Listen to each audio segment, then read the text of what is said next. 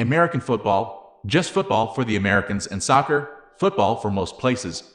But the United States are both on the top of the list when examining the popularity of all sports. However, in fact, football and soccer are very different even when they are relative sports, and one of the biggest differences is the field. Although they are both green and big, in this video, I will explain all the differences there is to know between football and soccer fields, going through size, material, lines, and so on. So, what's the difference between soccer and football field? In short, soccer is played on a field that is between 390, 91, 119 long and 150, 346, 91 wide, whereas a football field is 360,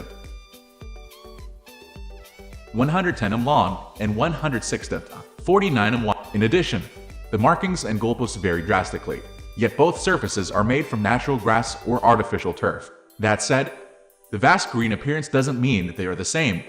Oh no! Next, let's dive deeper into the subject of soccer and football fields and examine each area of difference individually to gain a full understanding.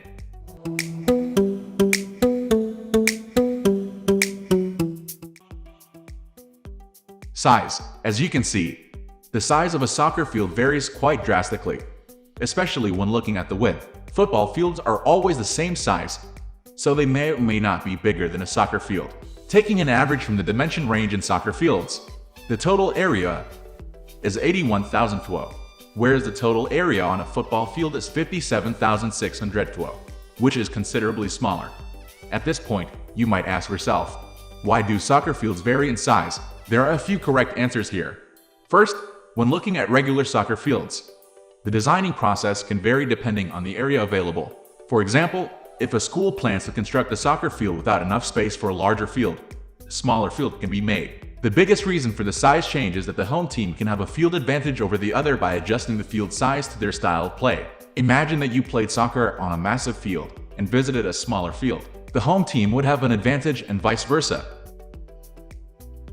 Material. Moving on to materials and surfaces, soccer and football are played. The smallest differences come into play here, as there aren't many differences between them. Both fields are found in natural grass or artificial turf surfaces. However, there are differences in preferences, as soccer leagues prefer natural grass as a field surface, whereas football leagues prefer artificial turf surfaces. This is because soccer fields won't get nearly as damaged after a match compared to a football game. There is a lot of tackling and falling to the ground in football. In soccer, it's minimal because tackling isn't allowed.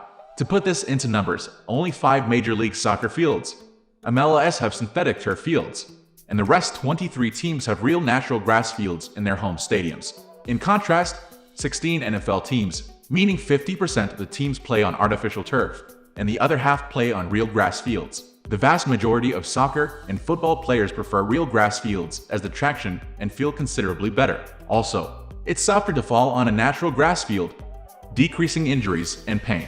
Yet, artificial turf fields have many benefits, such as lower maintenance needs, better durability, increased weather resistance, etc. Goals. Did you know that you must get the ball within the goal in soccer? But it isn't necessarily so in football, even though football features a goal the same.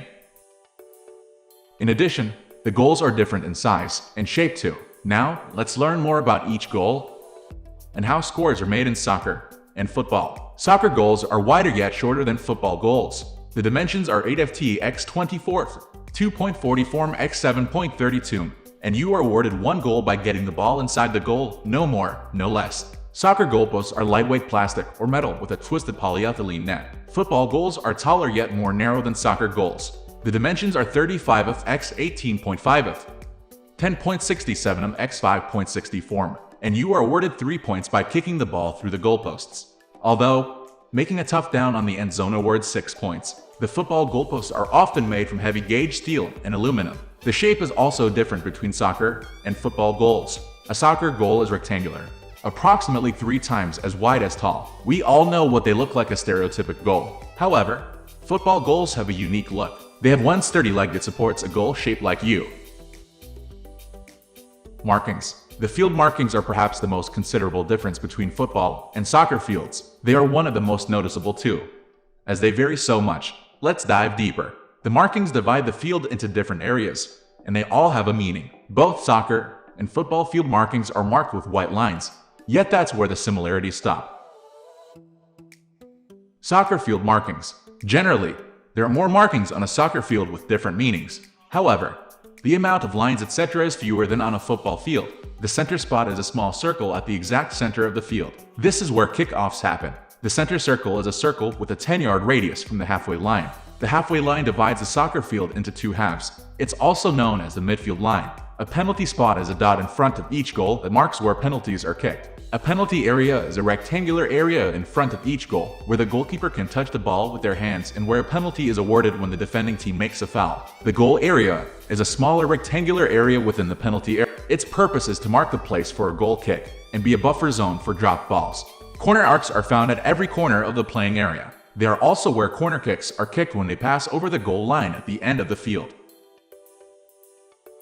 We are going to end this video right away. If you have any query or information to share, please leave a comment below. Thanks for watching.